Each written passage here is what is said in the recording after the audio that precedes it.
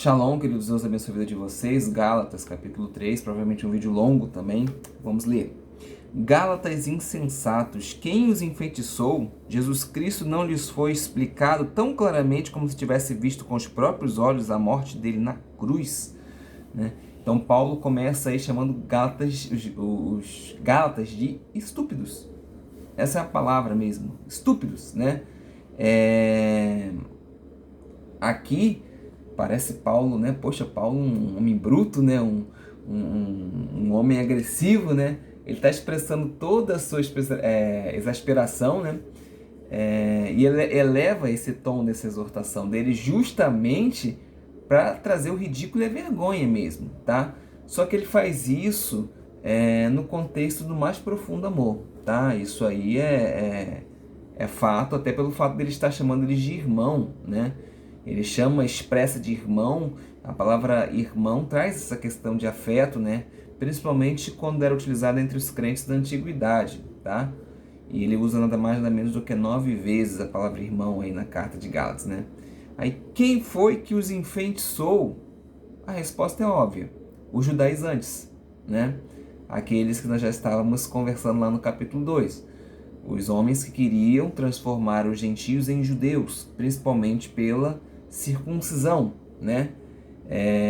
E Paulo coloca essa palavra até para que dê entendimento mesmo de que eles estavam, esses judaizantes estavam sob influência demoníaca, né? O adversário das nossas vidas, ele vai utilizar de instrumentos humanos a fim de desviar os crentes, né? Somente da verdade de Deus e das boas novas.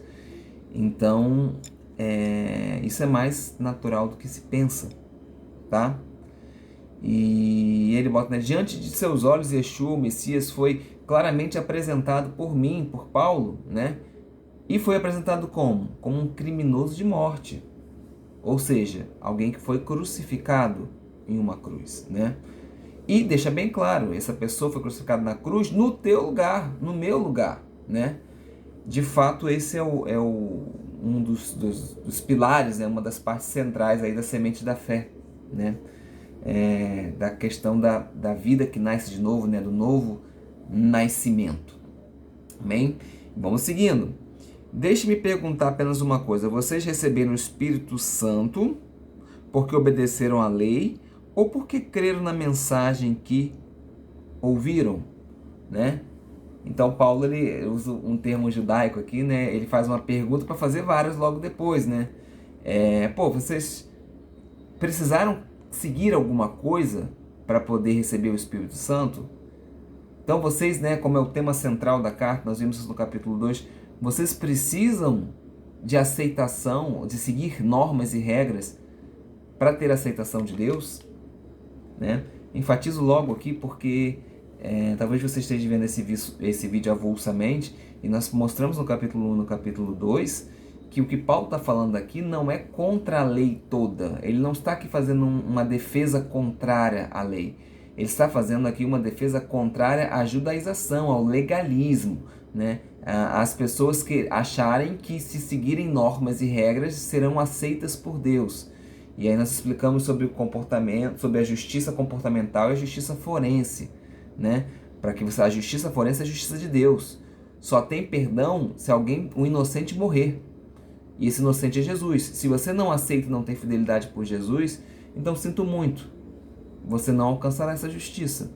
Mas uma vez que você recebe, é natural que você mude a justiça comportamental, que é a justiça de você mudar a sua forma de agir, a sua forma de ser, né? E aí ele fala no versículo 4. Versículo 3, né? Será que perderam o juízo? Tendo começado no Espírito, por que agora procuram se tornar perfeitos por seus próprios esforços? Né? Então quer dizer que vocês receberam lá, vocês não faziam esforço nenhum. Agora vocês acham que vocês só vão receber por causa de esforço? Por seguir leis, né? Será que foi à toa que passaram por tantos sofrimentos? É claro que não foi à toa, né? Deixa bem evidente isso aí pra gente. Bom, aí ele começa, não à toa, a falar de Abraão, né? Vamos aqui chegar, vamos lá. Volto a perguntar, acaso aquele que lhes deu o Espírito e realizou milagres entre vocês, agiu porque vocês obedeceram à lei, ou porque creram na mensagem que ouviram, ou porque creram na mensagem que ouviram. Aí ele vai apresentar para a gente Abraão. Abraão é um exemplo clássico, né? E ele vai dizer assim, ó. Vou ler até o versículo 9, depois a gente vai explicando, tá? Da mesma forma, Abraão creu em Deus e assim foi considerado justo. Logo, os verdadeiros filhos de Abraão são aqueles que creem. As Escrituras previram esse tempo em que Deus declararia os gentios justos por meio da fé. Ele anunciou essas boas novas a Abraão há muito tempo, quando disse: todas as nações da terra serão abençoadas por seu intermédio. Portanto, todos os que creem participam da mesma bênção que Abraão recebeu por crer. Então ele não usa Abraão aqui à toa, né? Ele não usa Abraão aqui à toa. Aqui, por excelência, Abraão é um arquétipo, né? Um arquétipo de quem confiou e de quem foi fiel, né? E ele vai ser escolhido aqui propositalmente, porque a probabilidade daqueles judeus judaizantes que estavam ali de terem Abraão como herói era muito grande, né? E aí nós vamos tocar em 4 pontos específicos, 3 na verdade. O primeiro ponto: judeus de orientação legalistas pensavam que Abraão, como sendo um arquétipo de legalismo, eles tentavam provar, inclusive, que ele obedecia à lei oral, que nem mesmo existia nessa época. E tem discussões talmúdicas a respeito disso, de que Abraão respeitava uma lei oral. A lei oral veio da interpretação, literalmente, da lei física, da Torá. Então, eles tentam mostrar. É claro que Abraão, em alguns momentos, faziam coisas que a lei oral dizia, mas porque ele era um homem justo. E certamente recebeu ensinamentos ali de Melquisedeque, né? A gente vai entrar em outra área aí, né? Levando em consideração que Sem era vivo na época de Abraão e outras coisas mais. Então, eles achavam Abraão o fariseu, o cara que não errava nunca, que estava sempre bonitinho, certinho e que obedecia 100% da lei, mesmo que a lei ainda não tivesse sido dada. Alguns judeus reivindicam que Abraão era um pai exclusivo dos judeus, não poderia ser um pai dos gentios. Então, por essa razão, os judeus pensavam em Abraão como possuindo méritos, né, que traziam benefícios aos seus descendentes. Ou seja, se eu sou filho de Abraão, eu tenho mérito, eu tenho aqui um benefício, né? Entre eles, a salvação, o que é um grande erro. Nós já discutimos a respeito disso. Então, quando Paulo traz Abraão, ele traz o cara que os judaizantes achavam como herói e que faziam todas essas coisas legalistas que eles estavam impondo, mas na verdade Paulo apresenta eles como um cara que creu e foi-lhe imputado como justiça, né? Ele confiou em Deus, ele foi fiel e isso foi acreditado a ele como justiça, né? E aí o versículo 7 vai liquidar ali a questão, principalmente a segunda questão, né? Dos judeus reivindicando Abraão aí como um pai exclusivo deles, né? Ele é pai tanto dos judeus quanto dos gentios. Todos aqueles que seguem os passos de Abraão são seus filhos pela fé. E aí quando a gente vai para o ponto 3, né? Onde os judeus pensavam que tinha algum mérito por ser filho de Abraão, né? É uma doutrina chamada de Zuhuavot, né? O mérito dos pais, né? É completamente aniquilada também por esse versículo, né? Porque ele deixa bem clara a missão de Abraão. A missão de Abraão é: em ti serão benditas todas as famílias da terra. Então isso inclui quem? Os gentios. Então os gentios serão abençoados através de Abraão? Sim, através de Abraão. Tá? E aí o versículo 9, né? A questão aqui entre os versículos 6 e o versículo 9, né? É demonstrar que os gentios que creem em Jesus Cristo já foram abençoados junto com Abraão. Já tem a possibilidade de voltar para a família de Deus. A família de Deus foi separada lá na Torre de Babel, no capítulo 11 de Gênesis. E aí Deus levanta Abraão logo depois e diz que em ti serão benditas as famílias da terra. Agora eu preciso reunir aqueles que foram separados, né? Então, ao confiar, ao serem fiéis, eles fizeram exatamente o que Abraão fez, né? E eles não precisaram acrescentar nada nessa fé. Eles não precisaram mudar. Abraão, por exemplo, não precisou mudar a sua cultura para uma cultura estrangeira, né? Nem observar regras específicas. Tá? Versículo 10 ao 14, vamos lá. Contudo, os que confiam na lei para serem declarados justos estão sob maldição, pois as Escrituras dizem: maldito quem não se mantiver obediente a tudo que está escrito no livro da lei. É evidente, portanto, que ninguém pode ser declarado justo diante de Deus pela lei, pois as Escrituras dizem: o justo viverá pela fé. A lei, porém, não é baseada na fé, pois dizem: quem obedece à lei viverá por ela. Até aqui só. Então aqui segue uma quantidade de interpretação muito ruim, porque o nosso texto, quando traduz a palavra nomos, né, e upnomos e outras derivações do grego, não faz a diferenciação entre lei e legalismo, né? Então isso bagunça um pouco. Eu vou ler o texto para vocês, uma tradução mais adequada, eu diria assim, ó: pois todos que dependem de tentar obedecer à lei, a Torá, de modo a serem declarados justos por Deus, todos que dependem de tentar obedecer a Torá, de modo a serem declarados justos por Deus, vivem sob uma maldição. Uma vez que está escrito: maldito todo aquele que não guarda tudo que está escrito no rolo do pergaminho da Torá. Também é evidente que ninguém será declarado justo por Deus por tentar obedecer a Torá, uma vez que o justo viverá pela fé. Além disso, a Torá não é baseada em fé, porém na ideia de que aquele que faz essas coisas alcançará a vida por meio delas. O Messias nos redimiu da maldição, a qual consiste em se ter que viver sob a Torá.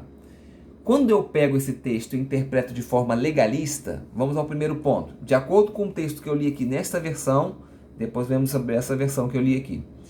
Se eu for pegar por essa versão aqui, né, contudo os que confiam na lei para serem declarados justos estão sob maldição, pois as Escrituras dizem: maldito quem não se mantiver obediente a tudo que está escrito na lei. Evidente, portanto, que ninguém pode ser declarado justo diante de Deus pela lei, pois as Escrituras dizem: o justo viverá pela fé. Então, de acordo com essa interpretação aqui, o povo judeu depende da Torá, né?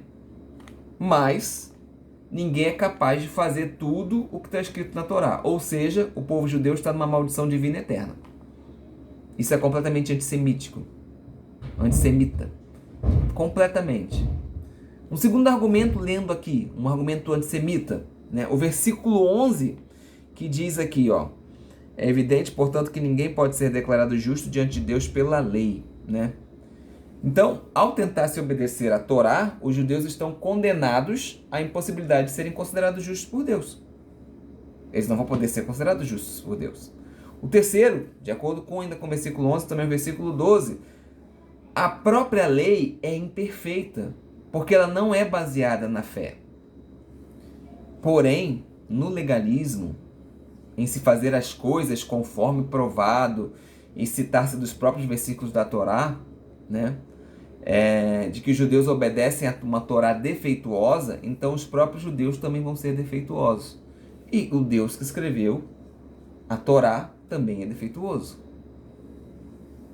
Então há de se ter cuidado com as explicações desses 4 versículos daqui para frente, né, do 10 ao 14, há necessidade da gente distinguir um por um. E eu vou tomar a liberdade de ler as anotações, porque não pode se perder uma palavra aqui. No versículo 10, entende-se ser este o raciocínio de Paulo. Todos, tanto os legalistas quanto os que confiam em Deus, concordam que a Torá de Deus requer obediência a todos os seus mandamentos. Porque se você perde um deles, você está amaldiçoado, né? Ou, olhando por outro ângulo, Deus não vai acobertar pecado nenhum. Paulo prova esse ponto de vista citando o versículo da própria Torá, que Deuteronômio 27, que é o que fala sobre a maldição, né? Entretanto, apesar da opinião em contrário de muitos intérpretes, sua principal questão não é a natureza imperfeita dos seres humanos de serem incapazes de guardar todos os mandamentos da Torá, pois ele afirma nem procurar provar isso. Ao contrário, a própria Torá, prevendo que as pessoas não conseguiriam cumprir, deram uma quantidade de escapes, né? Ou, por exemplo, aqueles que desobedecem alguns mandamentos iam precisar fazer o quê? Sacrifício, como estava escrito. Então, se ela fosse perfeita no sentido de que o homem conseguiria viver por ela e ser salvo por ela, não haveria necessidade de se fazer sacrifício. Porque o sacrifício é justamente quando você permite que alguém faça sacrifício por não cumprir o mandamento, você está pressupondo que o mandamento pode, em algum momento, não ser cumprido, né? Então a Torá, ela não só espera que as pessoas desobedeçam, como ainda apresenta providências explícitas em certas situações, mencionando ofertas por pecados, né? Mais de 120 vezes aí pelo Antigo Testamento. Então a Torá não pode ser obedecida com perfeição, gente, mas que os legalistas em específico, meramente por serem legalistas, violam pelo menos um dos mandamentos da Torá, né? Que é justamente o de obedecer, exatamente o de crer, né? De ter fé. Então, queridos, a Torá não foi feita para você acertar tudo. Nós vamos explicar mais à frente o verdadeiro significado da Torá. Então, o que se está se discutindo aqui até o presente momento é o seguinte: poxa, vocês não precisaram ser judeus para receberem o Espírito Santo. Por que agora vocês querem circuncidar e serem obrigados a seguir um monte de lei, se escravizando debaixo dessa lei, se o que na verdade te faz aproximação com Deus é a fé? Seu comportamento precisa mudar? Precisa. A Torá pode te ajudar com isso? Pode te ajudar com isso. Mas a partir do momento que você parte para a Torá achando que você vai ser salvo por causa disso, trouxa. É a melhor palavra, né? O versículo 11 é bem interessante. Vou ler de novo, é evidente, portanto, que ninguém pode ser declarado justo diante de Deus pela lei, pois as Escrituras dizem: o justo viverá pela fé. Ouve Israel, Adonai é nosso Deus, Adonai é um. Preste atenção, se Deus é um, o gentio recebeu Deus sem conhecer a lei. O judeu conhece a lei, recebeu Jesus. Os dois receberam Jesus. O mesmo Deus é um Deus separado. Porque para os legalistas, eles só podiam servir ao Deus deles se fossem circuncidados. Então, realmente, né? O justo viverá pela fé, não é pelo mandamento. Então, circuncidar vai adiantar absolutamente nada no quesito justiça de Deus.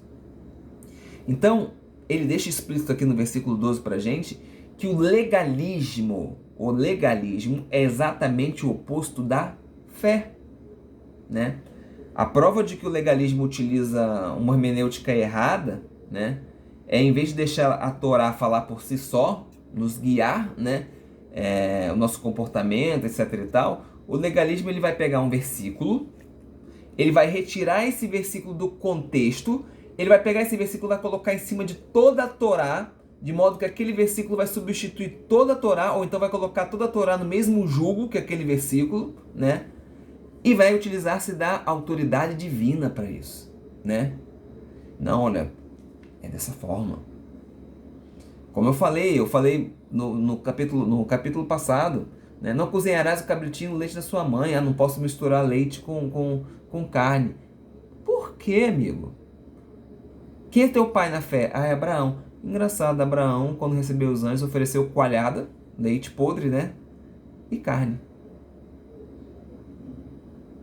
Então, tá vendo o que é legalismo? Isso é legalismo. É você pegar um versículo, distorcer ele, querer viver por ele e achar que você é melhor do que os outros porque você faz isso. E não é. Não é. É claro que existem mandamentos que precisam ser seguidos e os judeus precisam seguir. Somente com a alimentação. Né? Os alimentos kosher aí, os cachorutes. Mas isso não os torna melhor do que ninguém. Em relação a salvação e aceitação por Deus, tá? Não vamos discutir santidade. Não é o momento. Então, a heresia do legalismo, quando aplicada à Torá, gente, é afirmar que quando você realiza essas coisas de forma mecânica, de forma mecânica, sem fé nenhuma, que você vai obter vida por causa dessas coisas. Você vai ser salvo, você vai entrar no reino de Deus, vai alcançar a vida eterna. Isso é mentira. Isso é mentira, né? Agora, a fé necessariamente converte um mero ato de seguir regras em algo totalmente diferente, né? Na verdade, essa é a genuína fidelidade a Deus, né? A obediência de modo legalista aos mandamentos, isso aí já por si só é desobediência à Torá. Mas quando você faz atos por amor a Deus e acreditando que você está servindo a Deus de forma pela fé, isso torna as coisas completamente diferentes. Amém? Então, essa história de se eu fizer aquilo, mas aquilo outro, ou qualquer tipo de agenda que você estabelecer, não, Deus vai me aceitar, vai aplaudir as minhas obras, Ele vai me recompensar por elas. Gente, caminho torto.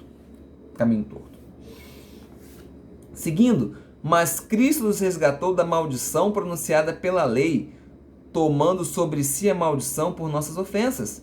Pois as Escrituras dizem, maldito todo aquele que é pendurado num madeiro, né? Aqui é um contexto, né? Aqueles que estão legalistas, né? Aqueles que confiam, né? Aqueles que não são legalistas, né? Aqueles que confiam não estão sob a maldição. Por que você não está sob a maldição? Simples, porque o Messias te redimiu. Mas antes, você não teve que fazer nada. Você só teve que compreender as boas novas e aceitar o sacrifício que Cristo fez. Não houve necessidade de regra nenhuma, né?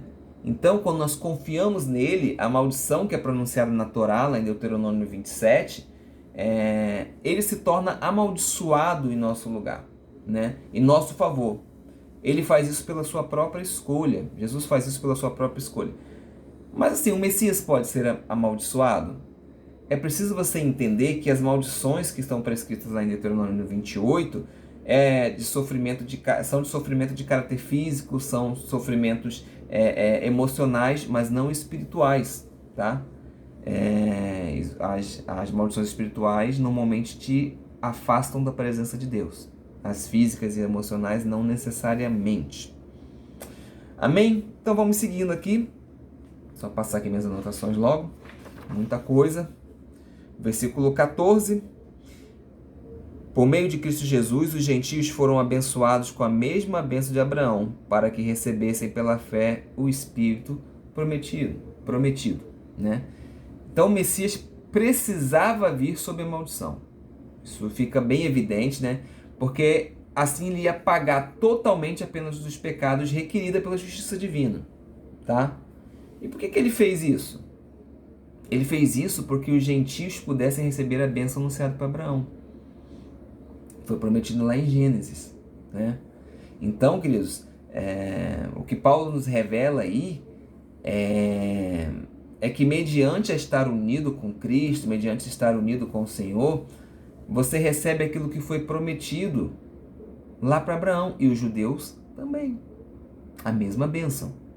A mesma bênção. Muito bem, vamos lá. Irmãos, apresento-lhes um exemplo de vida diária. Ninguém pode anular ou fazer acréscimos a uma aliança irrevogável. Eu aqui aconselho você a ler aqui juramento. Porque a aliança nos tempos de hoje é algo que pode ser quebrado. Juramento não, tá? E a aliança pode ser feita de forma unilateral ou pode ser de forma bilateral. O juramento aqui não se volta atrás. Então, fica uma dica. Irmãos, apresento-lhes um exemplo de vida diária. Ninguém pode anular ou fazer acréscimos a uma aliança irrevogável. Pois bem, Deus fez a promessa a Abraão e aos seus descendentes. Observe que as Escrituras não dizem aos seus descendentes como se fosse uma referência a muitos, mas sim ao seu descendente, isto é, Cristo. Isto é o que eu quero dizer. A lei que veio 430 anos depois não pode anular a aliança que Deus estabeleceu com Abraão, pois nesse caso a promessa seria quebrada.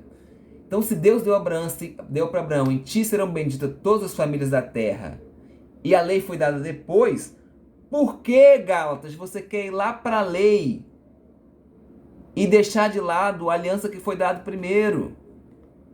É disso que a gente discute sobre esse texto. Por que vocês querem circuncidar e querem ficar debaixo da lei, achando que é a lei que vai resolver o problema de vocês, sendo que a justificação é em Cristo Jesus? É isso que ele está falando. Veja bem, não está metendo pau na lei aqui. Estou quebrando a lei aqui, estou destruindo. Não. Ele só está colocando as coisas nos seus devidos graus de importância. Amar a Deus acima de todas as coisas é o mandamento mais importante. Significa que os demais para baixo, todos eles são menos importantes se eu colocar em risco o mandamento de amar a Deus acima de todas as coisas. O segundo é amar ao próximo como a ti mesmo. Então, todos os mandamentos abaixo desses são pequenos se eu tiver que colocar em risco não cumprir esse. Então, o que Paulo está dizendo aqui basicamente é isso, olha. Vocês estão querendo colocar a carroça na frente dos burros. Não. A promessa foi dada a Abraão, a lei nem tinha sido dada ainda. Como é que vocês querem voltar para a lei? No sentido de se circuncidar e de se colocar debaixo disso, achando que vocês vão ter uma vida com Deus por causa disso. Não é. A vida com Deus a gente tem em Jesus. Aí Jesus e o Espírito Santo vai moldando nosso coração. E aí sim nós vamos seguindo a lei. Mas nós não vamos seguindo a lei porque nós achamos que seremos salvos por ela, mas seguimos porque queremos que Deus...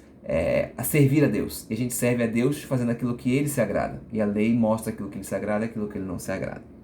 Bom, quando a gente fala de lei, né, quando a gente fala de Torá, a gente está falando aqui do Humash, que é o Pentateuco, os primeiros 5 livros, né? Nós estamos falando do Tanakh, tanto dos escritos hebreus, que a gente não está na nossa Bíblia, como também a lei que está escrita, né? Os profetas, etc., os escritos. Mas também falamos da lei oral e também de todo o ensino que é considerado verdadeiro, religioso falando, né? Quando Paulo fala aqui no versículo 17, isso é o que eu quero dizer: a lei que veio 430 anos depois não pode anular a aliança que Deus estabeleceu com Abraão, pois nesse caso a promessa seria quebrada. Ele não está colocando nenhum desses pontos que eu citei, Pentateuco, escritos, profetas, não é nada disso que ele está fazendo, tá? Ele está falando aqui da questão da lei dada. Por exemplo, Gênesis faz parte do livro da lei, mas a lei não tinha sido dada ainda. Então tá aqui dentro desse contexto, tá?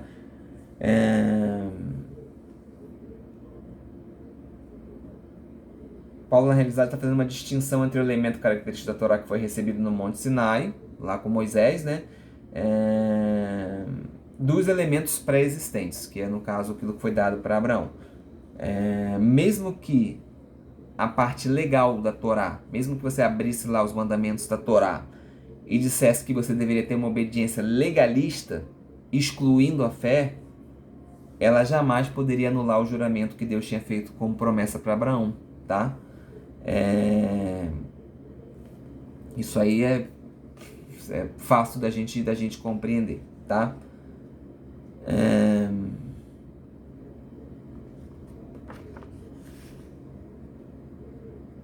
Amém. Acho que isso está bem explicado, a gente não precisa ter muitos detalhes técnicos. Vamos seguir. Portanto, se a herança pudesse ser recebida pela obediência à lei, ela não viria pela aceitação da promessa. No entanto, Deus, em sua bondade, a concedeu a Abraão como promessa. Qual era então o propósito da lei?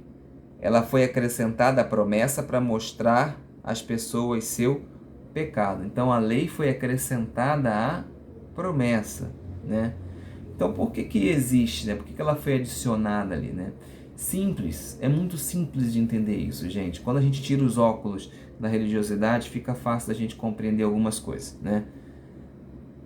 A Torá veio de forma a conter e limitar transgressões, né? Ou seja, de modo a proteger, entre aspas, o povo judeu de se tornar um pecador no nível tão intolerante para Deus que ele pudesse deixar. Você lembra que Deus começou a abandonar as nações da terra por causa do seu pecado que encheu a taça da ira dele? Então, quando Deus dá a lei para o judeu, ele está dizendo para o seguinte: olha, vocês serão reino de sacerdócio, né? Povo santo, reino de sacerdócio, ou seja, vocês são sacerdotes. O que o sacerdote faz? Ligação entre Deus e o homem. A missão de vocês é essa. Porém, vocês precisam entender que no meu reino existem regras. No meu reino existem leis. E vocês não podem viver uma vida de transgressões, né? Então, os mandamentos veio aí para tornar os judeus conscientes dos seus próprios pecados. É para isso que a lei serve, é para poder te dizer o que é certo e o que é errado, né? A Torá cria as transgressões, né, para conter aí os mandamentos e também mostra a natureza rebelde humano, né? Que obstinadamente vai tentar quebrar esses mandamentos, né? Então ela fica explícita para a gente. Mas, se a gente for analisar de uma forma, entre algumas aspas, né? Em alguns casos, quando você sabe que você fez errado, você conhece a lei, você sabe que você fez errado, e você fica desesperado por ter feito errado, você se arrepende. E aí você, depois que você arrepende, você volta a ter uma vida com Deus, né? Uma vida com Deus. Então, a lei está aí, está aí. É um aio para te convencer do seu pecado, junto com o Espírito Santo, tá? Então está escrito ali o que Deus gosta e o que Deus não gosta, o que Deus abomina e o que Deus não abomina. Isso fica bem, bem claro, né? E aí vem até a vinda do descendente, né? Até a vinda de Jesus, a respeito de quem a promessa foi feita, né? Ou seja, do tempo de Moisés até a vinda de Jesus, a Torá, ela teve um papel aí de elevação do nível de consciência, ou seja, para mostrar para vocês o que estava certo e o que errado, para poder fazer você conscientemente entender, né? Mas a Torá existe atualmente, gente. Inclusive para aqueles que ainda não confiaram em Jesus, os judeus, ainda seguem a Torá, né? Precisam servir a Deus ainda nesse aspecto, mas estão presos numa maldição. E essa maldição só é retirada quando você entende que Jesus foi na cruz por você e levou esta maldição. Amém? Vamos seguir, que a gente está bastante atrasado. Qual era o propósito da lei? Ela foi acrescentada. O mediador, porém, só é necessário quando dois ou mais precisam chegar a um acordo. E Deus é um só, né? Versículo difícil de ser compreendido, né? Um mediador necessariamente ele faz mediação entre duas partes, né? Ambas estão querendo mudar o resultado final, né?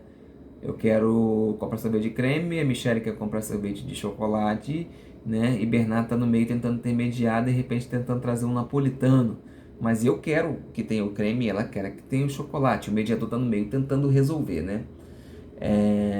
Nesse caso, Moisés serviu como mediador entre Deus e os israelitas, né? Porque eles tinham medo ali de chegar perto de Deus e de ter algum problema, né?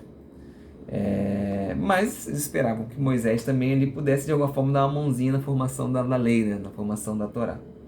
Anjos também serviram de mediadores, né? O versículo 19 também nos fala a respeito disso. Porém, as promessas que foram feitas para Abraão não foram feitas por anjos, não foram feitas por ninguém, foram feitas pelo próprio Deus. Então Paulo está tentando aí constantemente enfatizar que a troca que eles estão tentando fazer é uma troca burra.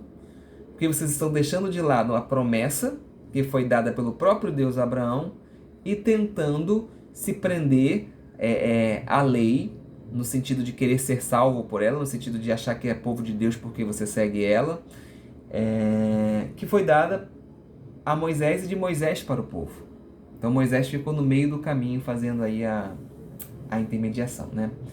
Versículo 21 e 22, vamos seguir. Existe, portanto, algum conflito entre a lei e as promessas de Deus? Existe algum conflito, alguma briga entre as promessas de Deus e a lei? A resposta de Paulo é: de maneira nenhuma. Se a lei fosse capaz de nos conceder nova vida, seríamos declarados justos pela obediência a ela. Mas as Escrituras afirmam que somos todos prisioneiros do pecado, de modo que nós, o que cremos, recebemos promessa de libertação pela fé em Jesus Cristo. Então o que Paulo está dizendo aqui para você? Ele está dizendo literalmente o seguinte: olha, não há briga entre a lei, não há briga entre a promessa e a lei. Porém, a própria lei nos mostra que nós somos escravos do pecado. E como é que você é perdoado do seu pecado mesmo? Mediante Jesus Cristo. Então, se você não tem Jesus Cristo, se você abdica da aliança com Cristo e acha que vai servir a Deus de forma melhor, se circuncidando e servindo dentro da religião judaica, você não vai ter perdão de pecado. Se não tem perdão de pecado, você continua prisioneiro, continua agarrado àquilo ali.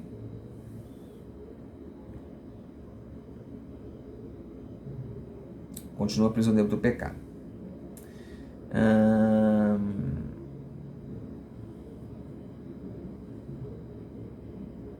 Muito bem, vamos seguir. Vamos avançar. Antes que o caminho da fé se tornasse disponível, fomos colocados sob a custódia da lei. E isso é extremamente interessante da gente falar, porque... Eu vou ler o versículo, depois a gente explica.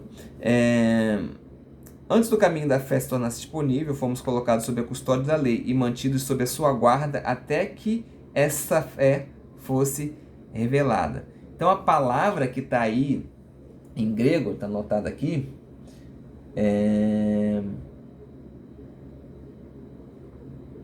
primeira parte, essa fé que se fala aqui, né, até que a fé fosse revelada, é a fé de Jesus, tá? A fidelidade de Deus para com Jesus, né? De ter enfrentado tudo aquilo ali pelas nossas vidas. É essa fé que está falando, ou seja, até chegar a esse momento, até chegar da vinda do Filho de Deus. E a palavra sob a lei que está aí é a interpretação mais comum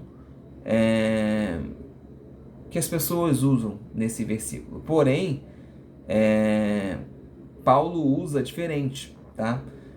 Paulo, quando quer se referir a dentro da lei, sob a lei, dentro da lei, ele vai utilizar outra frase no grego, né?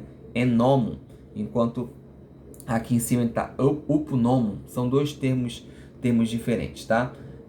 Mas no final das contas, o que ele quer dizer é que o povo judeu que procurasse alcançar a Deus mediante o sistema resultante da perversão da Torá, ou seja, da interpretação inadequada da Torá, do legalismo, ele vai se perder. Né? Então ele vai viver num sistema opressor, num sistema de prisão mesmo, né? Até entender que Jesus Cristo veio sobre a vida dele. Tá?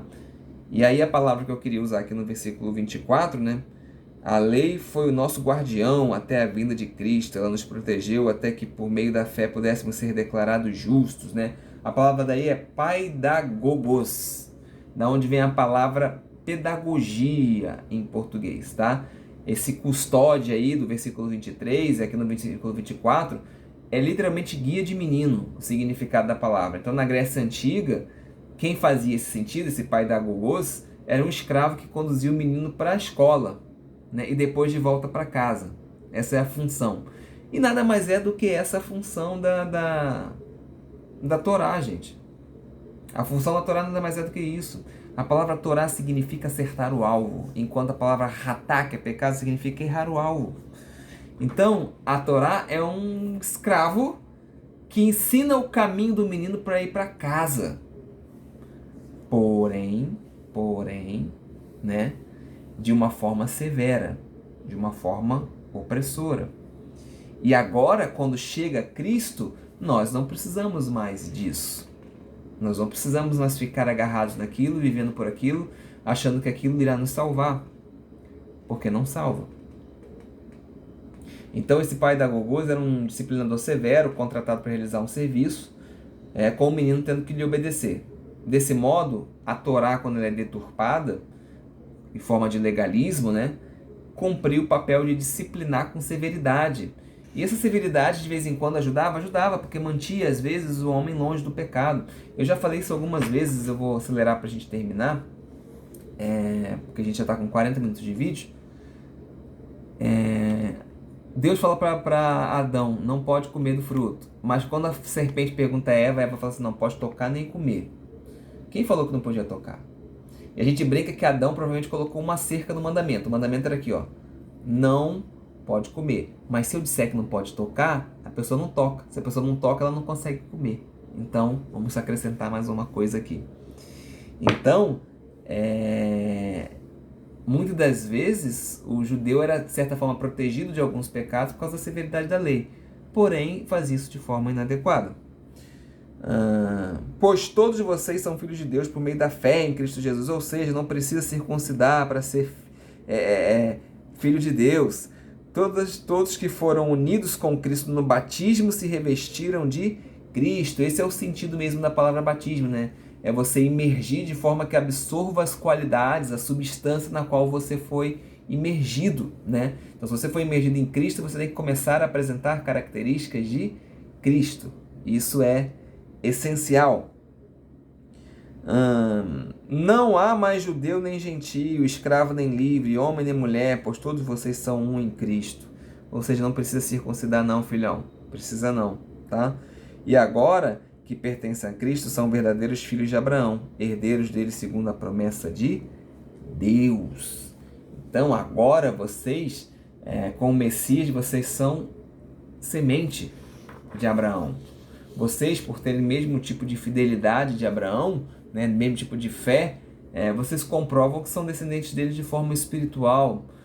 Vocês foram unidos a Israel, gente. Capítulo 6:16 aqui no próprio livro, da própria carta.